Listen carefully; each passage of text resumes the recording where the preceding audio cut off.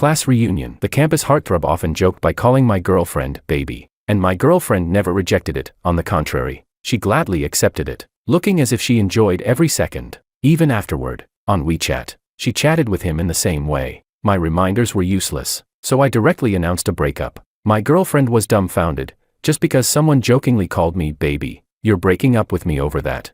I nodded. Unexpectedly, after the breakup, she cried with regret. Chapter 1, Baby, Breakup. Jack, are you insane? Just because Jonathan called me baby as a joke, you're really breaking up with me for that? Juliet's breath caught. She asked in disbelief. I nodded. Looking at her angry expression, I couldn't help but recall everything that happened tonight, 2 hours earlier. Inside the private room of the class reunion, the air was still filled with noisy laughter and the clinking of glasses. I was sitting in the corner, fingertips tapping lightly on the rim of my glass, my cold gaze fixed on Juliet. Not far away, Jonathan, the campus heartthrob back in college, was holding a glass of wine, wearing his usual frivolous smile. As he walked up to Juliet, his arm naturally rested on the back of her chair. Baby, you look amazing tonight. This outfit really brings out your glow. He leaned down slightly, deliberately lowering his voice, laced with teasing ambiguity. Instead of moving away, Juliet covered her mouth with a laugh, her eyes tilting upward flirtatiously, her tone playful. Oh, Jonathan, stop calling me that. Her voice was neither loud nor soft, just enough for a few people nearby to hear, which immediately drew a round of teasing laughter. Jonathan raised his brows smugly, his fingers even giving her shoulder a light squeeze, while Juliet, my girlfriend, only smiled and brushed his hand away, without giving the slightest clear rejection. My fingers froze on the glass, and my gaze turned ice cold. This wasn't the first time. In their WeChat chats, Jonathan had called her baby more than once, and her replies were always along the lines of all right or don't tease, sometimes even accompanied by affectionate stickers. I had reminded her before, but she always brushed it off with, he's just joking. He calls everyone that. Don't be so sensitive. Sensitive? Ha. After the party, I silently drove Juliet home. The car was filled with suffocating silence, broken only by the mechanical voice of the GPS. Juliet seemed to sense something was wrong. She turned to glance at me, speaking casually. What's wrong? You didn't have fun tonight? I didn't answer. When the car stopped under her building, I killed the engine, fingers resting on the steering wheel as I stared straight ahead. Juliet, I said calmly. She was still lowering her head, rummaging through her bag. Let's break up. Juliet froze. Slowly, she lifted her head, her pupils dilating, as though she hadn't heard clearly. What? I turned my face, repeating word by word. I said, let's break up, and that led to the scene at the beginning. Now, watching her anger and confusion, I gave a cold laugh, pulled out my phone, opened WeChat, and brought up her chat with Jonathan, shoving the screen right in front of her. A joke. How many times has he called you that? And which time did you ever refuse? Juliet's face turned pale, instinctively defending herself. That's just how he is. He calls everyone that. Why are you so petty? After all these years together, you're breaking up with me over something this trivial. I pulled my phone back, my eyes growing completely cold. Everyone. Then do the other girls also laugh like you? Fluttering with joy, looking like they can't wait to throw themselves at him. I sneered. Juliet, don't insult my intelligence, and don't insult the word relationship. I reached over, swiftly unfastened her seatbelt. Enjoying ambiguous flirting may be your choice, but my bottom line will not be trampled. My voice was icy. Get out. Juliet's face flushed red instantly, a mix of shame and fury. She shoved the door open, her high heels striking the ground hard. Turning back, she glared at me. Jack, you'll regret this. I didn't even spare her another glance. Stepping hard on the accelerator, I drove away without hesitation. Juliet stood there, chest heaving violently, fingers clutching her bag strap. Maybe she still thought I was just jealous, that in a few days I'd surely come back, begging her. But she was wrong. This time, I meant it. Chapter 2, just for this. When I got home, I immediately muted my phone and threw it on the sofa. I didn't need to look at it to know that Juliet must be bombarding me with messages and calls right now, trying to use her usual theories of making a big deal out of nothing and being overly possessive to convince me, or more accurately, to convince herself that I was just throwing a tantrum and would apologize in a few days. But unfortunately, this time she was completely wrong. I poured myself a glass of ice water and stood by the floor-to-ceiling window, coldly gazing at the night view outside. Scenes from the evening's reunion flashed in my mind. Jonathan's hand resting on the back of her chair, her eyes curving with laughter, and that playful, "Oh, you're calling me that again." A wave of disgust rose in my chest. I should have broken up with her long ago. From the very first time I saw Jonathan call her baby on WeChat, and she responded with a giggly emoji. I should have told her to leave, but I gave her a chance, reminding her to set boundaries, and she just brushed it off, saying I was overthinking. Juliet stood by the door, her fingers trembling as she typed message after message. Jack, what do you mean? You're breaking up with me over a nickname. Jonathan just likes to joke around, you know that. Yuri being so childish.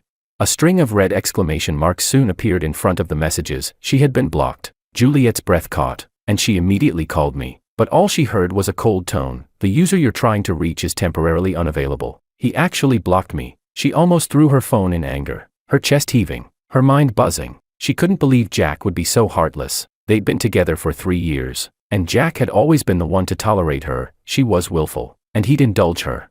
She'd throw a tantrum, and he'd endure it. When she liked something, he'd buy it for her without a second thought. She had long gotten used to Jack's indulgence and even thought that no matter what she did, he would eventually give in. But this time, he actually broke up with her because of a trivial joke. He must be overreacting with jealousy. Juliet bit her nails and paced back and forth in the living room. Yeah, he's just mad. He'll regret it in a couple of days. The more she thought about it, the more convinced she became, even starting to plan how to teach him a lesson. When Jack came back to apologize, at the very least, he'd have to buy her a new purse as compensation. The next morning, I went straight to the office. As usual, my assistant Alex brought me coffee and today's schedule. I glanced at it and said lightly, postpone tonight's dinner. Alex was taken aback. But sir, tonight is a dinner with Chairman Wong. We've tried to schedule it a few times already. Postpone it. I didn't even look up. Just tell them I have personal matters. Alex didn't dare ask any further and nodded, leaving. I leaned back in my chair, rubbing my temples. Personal matters. I just didn't want anyone to notice that something was off with me, although I was the one who initiated the breakup. 3 years of feelings weren't fake, and the frustration in my chest wouldn't go away. But I knew clearly, this frustration wasn't because I was reluctant, but because I was disgusted with my own indecision. I should have ended it sooner. The first time she ignored Jonathan's overstep, I should have told her to leave. All day long, Juliet's phone screen lit up and then went dark, lit up and went dark again. She checked WeChat every few minutes, afraid she'd miss Jack's regretful message, but the chat window remained empty. Not even a friend request. He really isn't talking to me. She bit her lip, her heart starting to panic. Her best friend messaged her, so, have you made up yet? Juliet forced herself to reply nonchalantly, he's still mad, but don't worry, he won't last 3 days. After sending that, she inexplicably felt a little uneasy. Jack was never the type to sulk. He was always decisive, firm in his words and actions, whether it was work or relationships. The thought crossed her mind, and she shuddered. At 9 p.m., I returned home. As soon as I opened the door, I smelled a familiar perfume. I frowned and immediately switched on the living room lights. Juliet was sitting on the sofa, her eyes red, clearly having just cried. How did you get in? I asked coldly. She stood up, her voice choked with sobs. Jack, can we talk? Leave. Just 5 minutes. She rushed over to grab my hand. I didn't realize you'd care so much. I won't let Jonathan call me that anymore. I promise. I sidestepped her touch and walked straight to the door, pulling it open. Juliet, don't make me say it again. Her face turned pale instantly. Juliet stood in the hallway, staring at the door that slammed shut in front of her, feeling as if she had fallen into an ice cave. It was only at that moment that she finally realized. Jack was serious. He really didn't want her anymore. Chapter 3, Cutting Ties Completely. After Juliet left, I looked around the living room. Her scent still lingered in the air, sickeningly sweet to the point of being nauseating. I walked over and opened all the windows, letting the night breeze flood in and disperse the smell. Turning, I entered my study, opened my computer, logged into WeChat on the web, and opened the chat history with Juliet. My fingers slid across the touchpad, scrolling back page after page. Jonathan's baby appeared so often that it was glaring. Baby, are you coming to the weekend party? Juliet replied with a cat nodding emoji. Baby, the lipstick you recommended looks really good. Juliet replied with hee hee. I'll buy it for you next time. There were even more explicit ones. Baby, your skirt is so short tonight. Aren't you worried your boyfriend will get jealous? She replied. He doesn't care about these things. I took screenshots of the 10 worst ones, packed them into a zip file, and sent them to Juliet's email. The subject line simply read, look for yourself. Take care. Then, I blocked all her contact details, WeChat, phone number, Alipay, even music app friends. Finally, I opened Weibo and removed the account I had secretly followed for 3 years. After all of this, I leaned back in my chair and exhaled deeply. The world was finally quiet. Juliet sat in the taxi when her phone suddenly vibrated. She scrambled to pull it out and saw the email notification. It was from Jack. He couldn't have let go after all.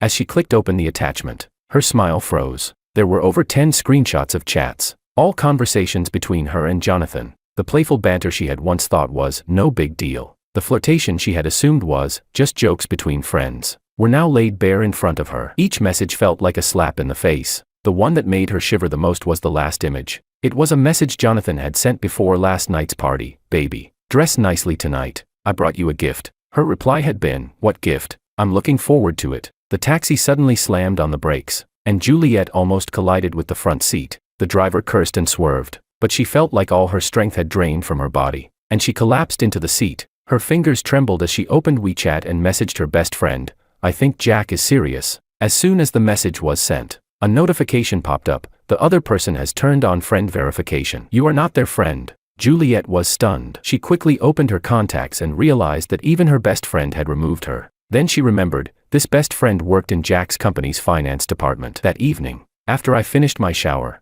I saw I had several missed calls, all from unfamiliar numbers. I immediately switched to Do Not Disturb mode. On the nightstand, there was a contract I needed to sign tomorrow. When I flipped it open to double-check the terms, a photo slipped out from the folder. It was from when I took Juliet skiing in Hokkaido last winter. She was wearing a white down jacket, her nose red from the cold, leaning against my chest, smiling. I stared at the photo for 2 seconds, then tore it in half and threw it in the trash. As I turned to turn off the light, the moonlight filtered through the gap in the curtains and fell directly on the torn photo. In the dark, I closed my eyes for a moment. 3 years of love ended. Chapter 4, He Can't Live Without Me. At 7 a.m., I walked into the company building on time. In the elevator, I ran into Zoe from the finance department. She hesitated, casting several glances at me, before finally speaking up when the elevator reached the 28th floor. Sir, Juliet called me over 20 times last night. I didn't look up, just block her. But she kept crying, saying you misunderstood her. I finally raised my eyes, my gaze resting on Zoe's face for a second. Are you close to her? Zoe immediately shook her head. Just a regular classmate. I'll delete all her contact details right now. The elevator doors opened, and I stepped out, hearing Zoe frantically scrambling with her phone behind me. After the meeting at noon, my assistant told me that Miss Mu had been waiting at the front desk for 2 hours. I glanced at the surveillance screen. Juliet, wearing the Chanel outfit I gave her last month, was wiping her tears in front of the receptionist. Call security. 3 minutes later, my phone lit up. It was a multimedia message from an unknown number, a picture of a pregnancy test stick with the caption, Jack, I'm pregnant. We need to talk. I stared at the photo for 3 seconds and then forwarded it to the head of the company's legal department. Falsifying medical records for blackmail. Report it to the police. Juliet rushed into the coffee shop with dark circles under her eyes, where her group of friends was already waiting. Juliet, over here. Abigail waved. Juliet sat down with a thud, slamming her bag onto the chair. I'm so mad. Jack actually blocked me.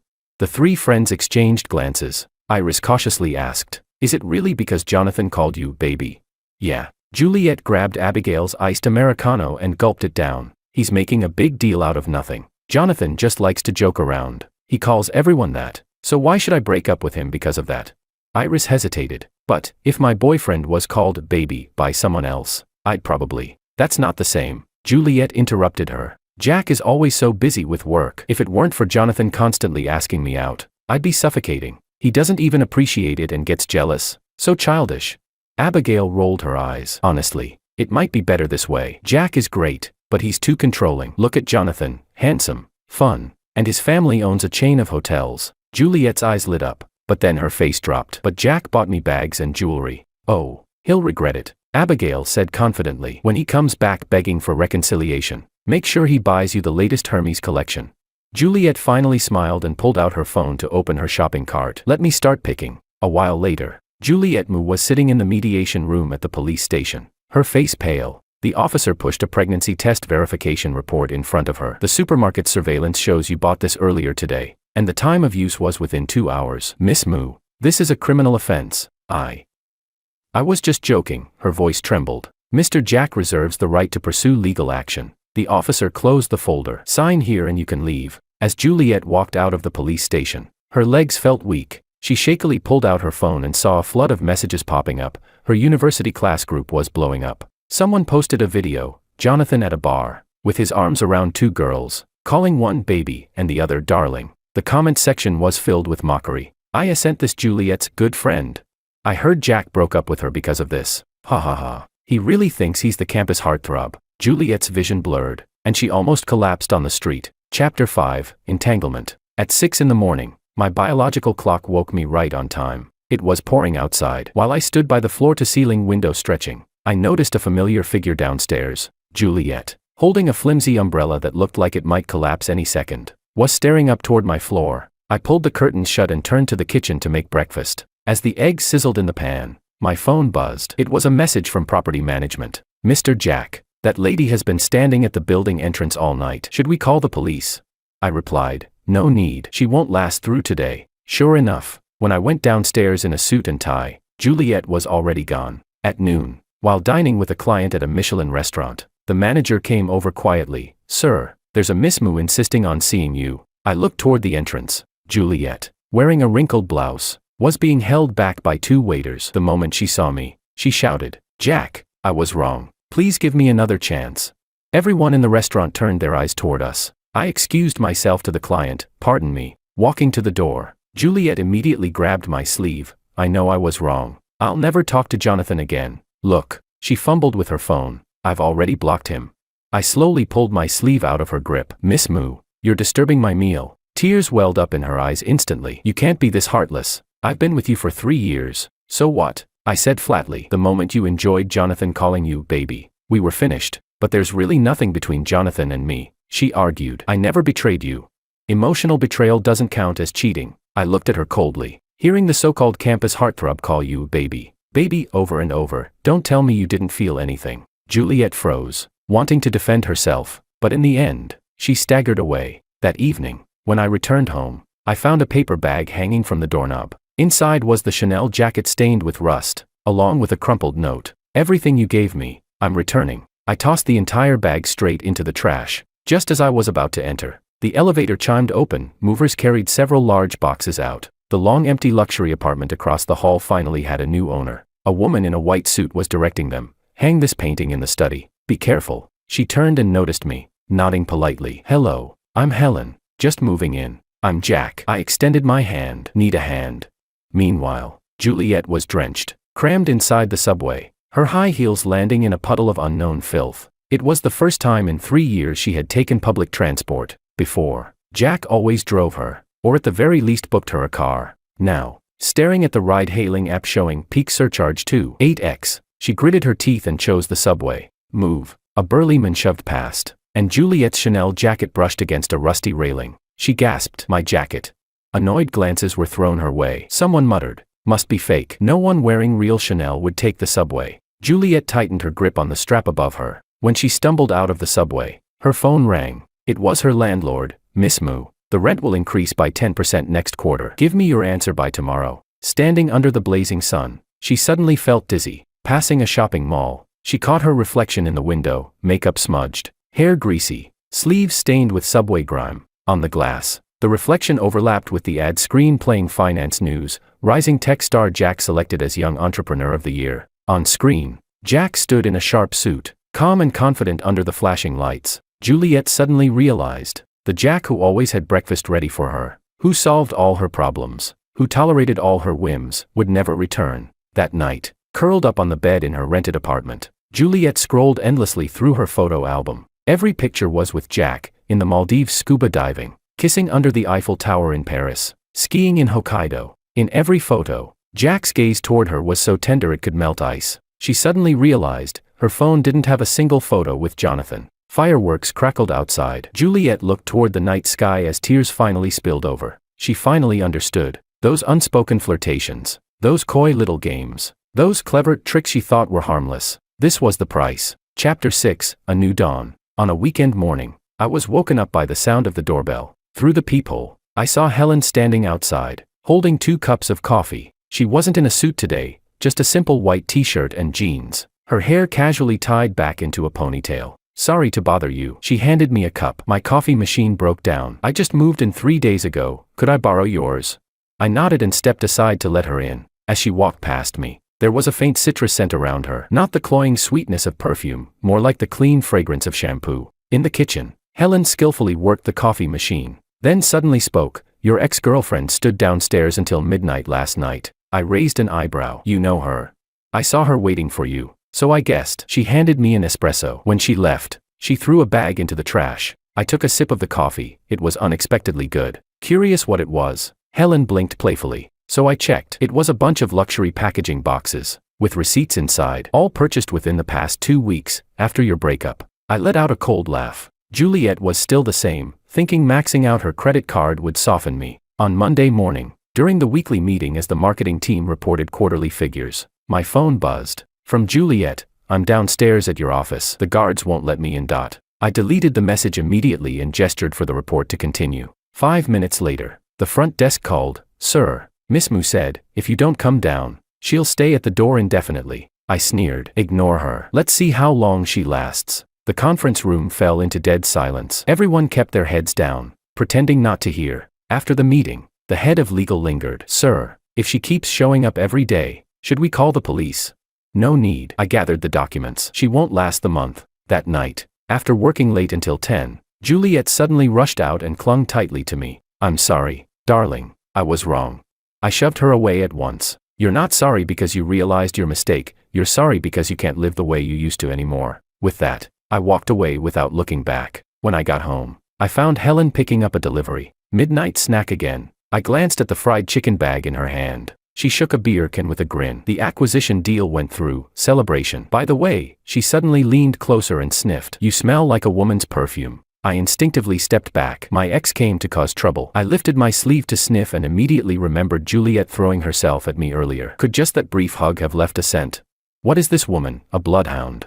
Need help? Helen raised an eyebrow. I'm good at pretending to be a new girlfriend. No need. I pulled out my keys. She's already out of moves. Chapter 7, Abyss of Regret. Juliet stared at the numbers on the ATM screen, her fingers trembling. Balance, 7,328.56. This card, which once always had a 6-figure balance, now only carried the deposits from her own salary. Her phone kept flashing with credit card bill reminders, the total already exceeding 100,000. Miss, are you going to finish your transaction or not? The person in line behind her urged impatiently. Juliet hastily removed the card, and as she turned, she bumped into a pregnant woman. The woman let out an ouch, and Juliet quickly apologized, only to realize it was her former private yoga instructor. Miss Mu, the trainer looked at her in shock, taking in her bare face and haggard appearance. Why didn't you come to class last month? Juliet forced a smile. I've been busy lately, but Mr. Jack prepaid for a whole year of lessons. The trainer lowered her voice. Is it because you didn't show up that he came last week and requested a refund? Juliet's vision went black. The next day, Juliet stood inside a luxury resale shop, watching the appraiser critically examine her handbags. This patent leather one has scratches. I can only give you 20,000. 20,000. Juliet shrieked. I paid 48,000 for it, and I only used it once. The appraiser shrugged. That's just the second-hand market. Do you want to sell it or not? Juliet bit her lip and nodded. When she walked out of the store, her Hermes bag had turned into a bank transfer on her phone. As she passed the mall's giant screen, it was playing Jack's exclusive interview. We expect to achieve 200% growth this year. On the screen, Jack appeared calm and confident, while Juliet clutched her phone so tightly her palms were slick with sweat. Late at night, Juliet curled up on the sofa, scrolling through job listings. Suddenly, her phone lit up with a message from Jonathan. Baby, heard you're single now. Let's grab a drink. She stared at the message for a long time, then suddenly grabbed the phone and hurled it against the wall. The sound of the shattering screen echoed as she finally broke down, sobbing uncontrollably. Outside, the billboard on the opposite building lit up with a giant recruitment ad from Jack's company, annual salary in the millions, seeking the most outstanding talent. Those shining words struck her like a resounding slap to the face. Chapter 8, Clash in the Workplace. At 7 in the morning, I stood in the shower, letting the hot water wash away the last traces of fatigue. In the mirror, I shaved clean, straightened my tie, and casually picked up my phone for a glance. 3 unread messages, all work-related. Juliet's name hadn't appeared in the notification bar for a long time. I let out a short laugh and slipped the phone into my suit pocket. When the elevator doors opened, Helen was already inside. Today, she wore a dark gray suit, her hair neatly tied up, eyes fixed on the financial news on her tablet. Hearing movement, she looked up and gave me a small nod. Morning. I stood beside her, noticing her screen displaying my company's stock price chart. So interested in my company? She chuckled lightly. Always got to keep an eye on the competition. As the elevator descended, she suddenly remarked, You're on the cover of Business Weekly today. They took a good shot. I raised a brow. You bought it. 20 copies. Her tone was calm. Planning to hand one to each investor, so they'll see the caliber of the partner I've chosen. When the elevator reached the first floor, the doors opened slowly. I stepped aside to let her go first. That confident our cooperation will succeed. She glanced back at me, her eyes shining faintly in the morning light. I never do anything I'm not sure of. That evening, after working overtime until 9, I stepped out of the elevator and found Helen pacing at my door. Forgot your keys? I asked. She shook the file bag in her hand. There's a loophole in the merger deal. Wanted to discuss it with you. I opened the door to let her in. She walked toward the study with familiarity, but suddenly paused by the trash bin in the entryway, half a Chanel coat sleeve sticking out. Your ex's. Helen gave me a thoughtful look, then suddenly smiled. Jack, you know what I admire most about you? I raised a brow. Waiting. Decisiveness. She pulled out the file and handed it to me. Like this contract, once you found a problem, you had it redrafted right away. No compromise. I took the file, my fingertips brushing against hers accidentally. Her hand was warm and dry, no cloying perfume, no stickiness. Outside, the city lights glittered. Somewhere out there, Juliet was probably staring blankly at her empty bank account, and I suddenly realized I hadn't thought about her for an entire week. Chapter 9, Baby, break a leg. At noon, during my break, I was chatting with the executives in my office when Zoe suddenly barged in, her expression odd as she handed me a phone. Sir, you might want to see this. On the screen was a group chat from our university classmates. The latest post was a photo of Jonathan lying in a hospital bed, his right leg in a cast. Captioned, "Take it easy, brothers. I really screwed up this time." Expressionless, I scrolled through the messages, reading the backstory. Last Friday night, Jonathan couldn't keep his mouth shut at a bar. He shouted "baby" 3 times at the girlfriend of a vice president from a tech company, who threw a drink in his face on the spot.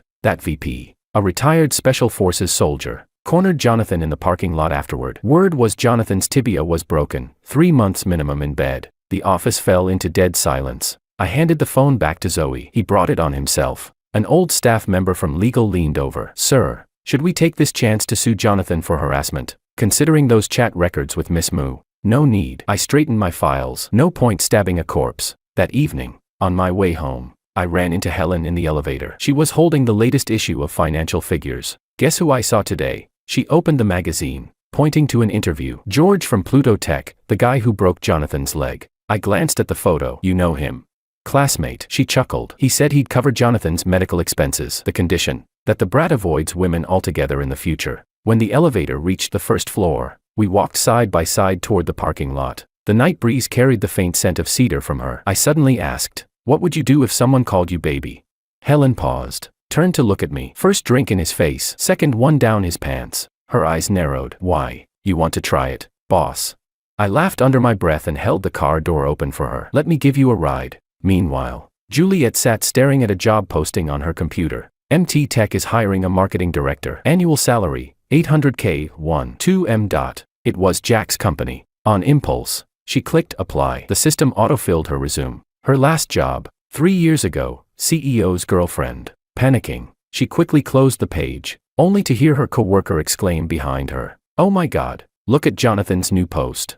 Her phone buzzed madly. In the university group, someone had shared Jonathan's latest update. He was in the hospital bed, flashing a peace sign, captioned, "Legs healing. Thanks for the love, babies." The comments section was pure ridicule. Still hitting unmarried women. Which bone will you break this time? LOL. Does he still think he's the campus heartthrob? Juliet's chest tightened. She could barely breathe. The chat was blowing up. Breaking news. The guy who hit him was George from Pluto Tech. Serves him right. Heard that guy used to be Special Forces. Jonathan really hit a wall this time. The girls from Wall Street. The most suffocating was the video below. In the dim bar, Jonathan leaned toward a short-haired woman with a sleazy grin. "Baby, drinking so slow, waiting for me to feed you." The next second, she grabbed her glass and splashed it in his face. A low, cold male voice came from off-camera. "Who the hell are you calling baby?" Juliet suddenly remembered the reunion half a year ago, when Jonathan had draped his arm over her shoulder, calling her baby. And she had laughed and swatted his hand away. Jack had been sitting right across, his gaze icy cold. Her phone buzzed again. A message from her friend. "See the group chat. Now do you understand why Jack broke up with you?" Juliet bit her lip hard. At dawn, Juliet curled on the sofa as Jack's interview replayed on TV. In terms of business management, I believe a bottom-line mindset is crucial. On screen, Jack, in a sharp suit, spoke calmly. It's the same with relationships. Once a red line is crossed, there's no turning back. The host joked, "We hear you're still single. Are your standards too high?"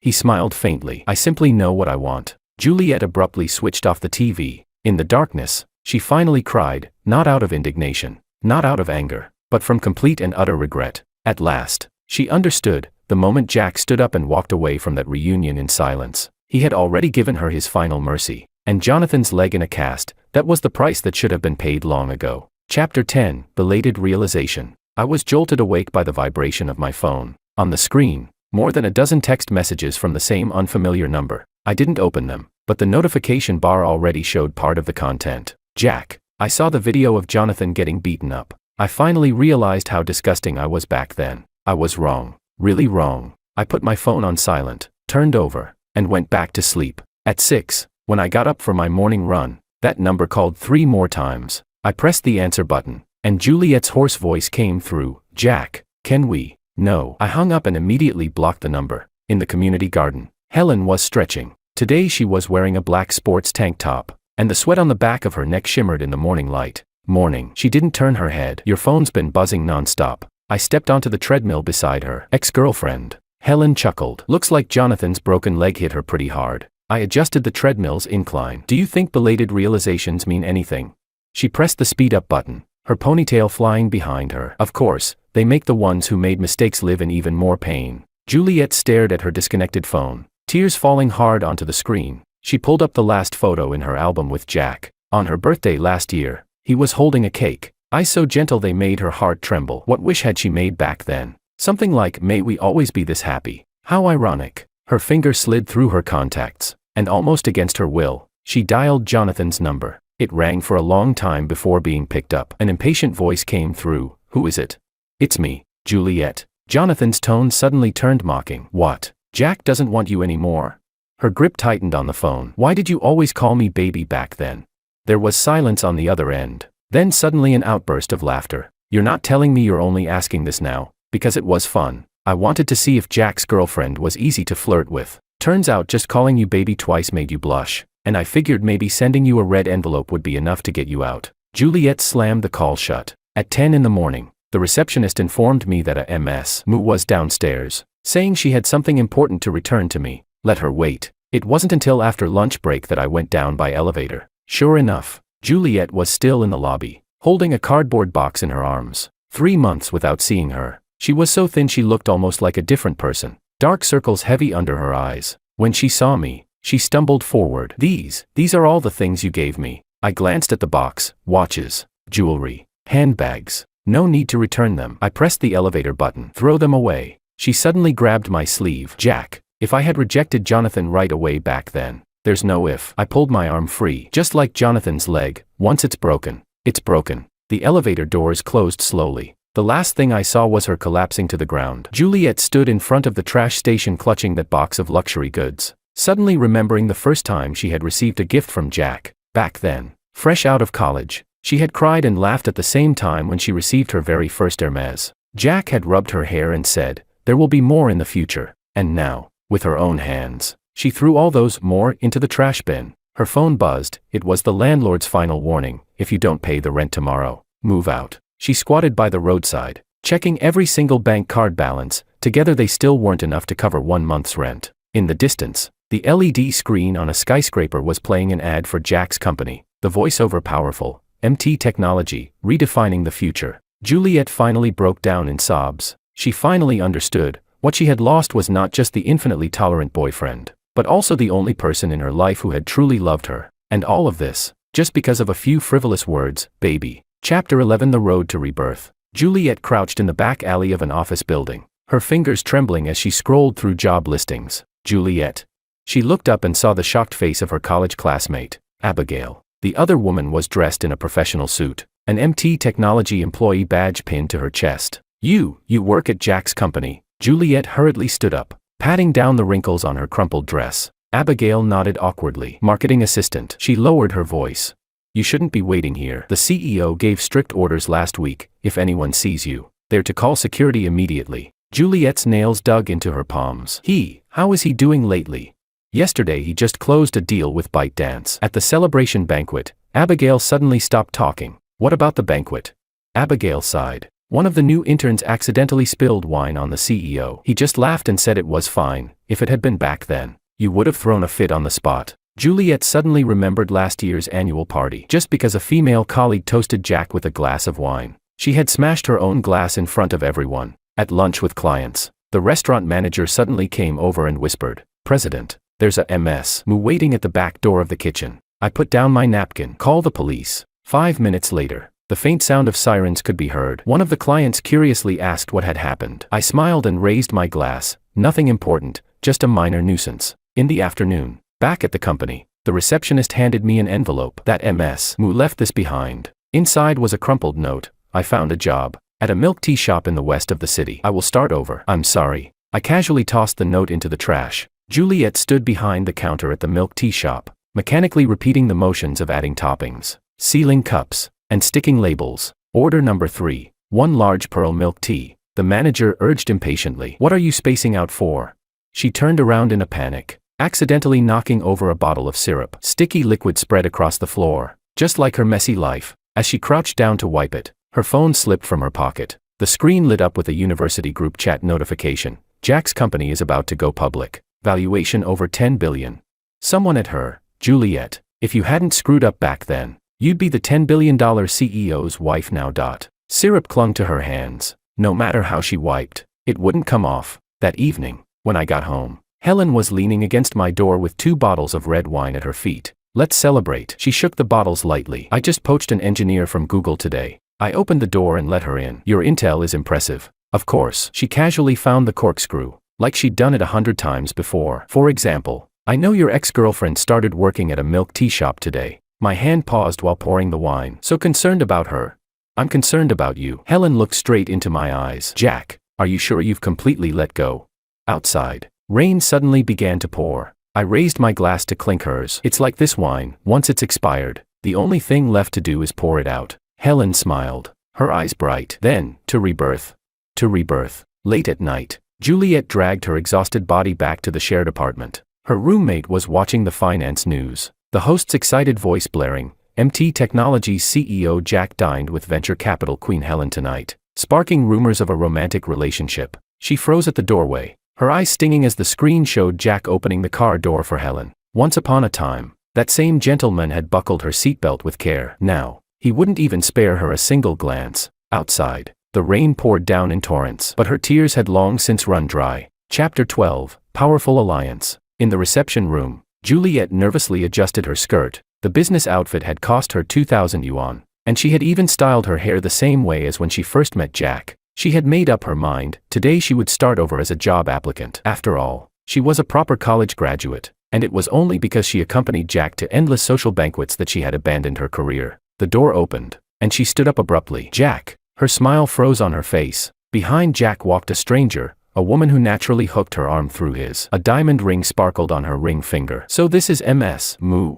Juliet Mu's lips began to tremble. "You are Helen," the woman smiled. "Jack's fiancée." I looked at Juliet's face, turning deathly pale in an instant, and suddenly felt bored. Security. 2 large men entered immediately to drag her away. Juliet struggled, shouting, "Jack, I really know I was wrong. Please, give me a chance." Helen suddenly stepped forward. "Ms. Mu." She pulled a business card from her bag. "I know some good psychiatric clinics. I suggest you go." After Juliet was dragged out, Helen removed the ring and tossed it to me. "Props yours again." I raised an eyebrow. "Nice acting. Where's my reward?" "Dinner." She tilted her head, thinking for a moment. "How about giving me that West Side project instead?" I burst out laughing. Juliet crouched in the fire escape behind the office building, her makeup ruined from crying. Her phone buzzed. It was the milk tea shop manager. "If you skip work again today, don't ever come back."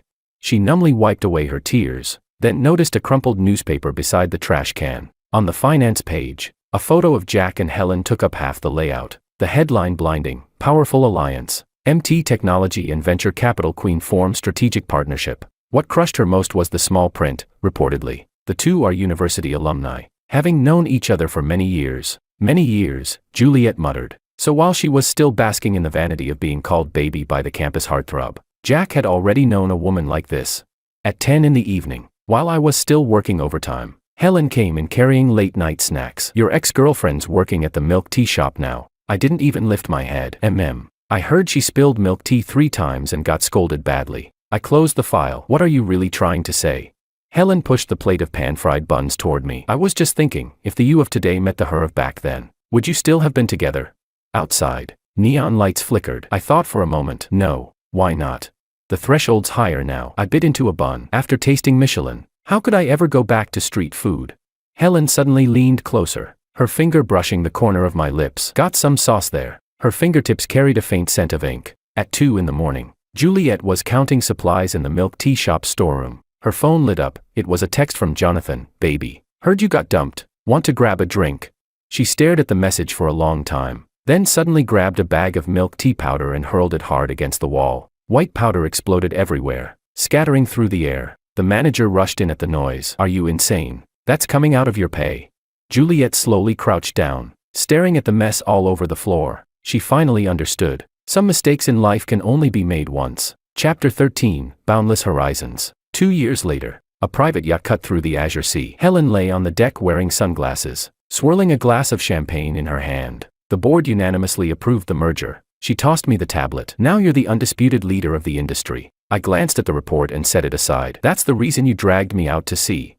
She took off her sunglasses, sunlight dancing on her lashes. No, it's because today is your birthday. I froze for a moment. Ever since my parents passed away, I had never celebrated a birthday. Like a magician, Helen pulled out a small box from behind her. Gift. Inside was a key, the key to the apartment across from mine. So you don't have to peek at me from your window every day, she said lightly. Though her ears flushed pink, I ran my fingers over the key, suddenly remembering the email I had received that morning. Juliet's uncle had begged me to invest in his failing supermarket. Attached was her resume. What are you thinking about? Helen asked. I tossed the key into the sea. As she stared at me in shock, I pulled another key from my pocket. Bought it last month already. Helen burst out laughing, her laughter carried away by the sea breeze and scattered into the waves. As night fell, Helen and I sat on the deck, watching the stars. She suddenly asked, if Juliet hadn't. There's no if. I cut her off. Just like you would never tolerate anyone calling you baby. Helen chuckled. Do you know why I admire you?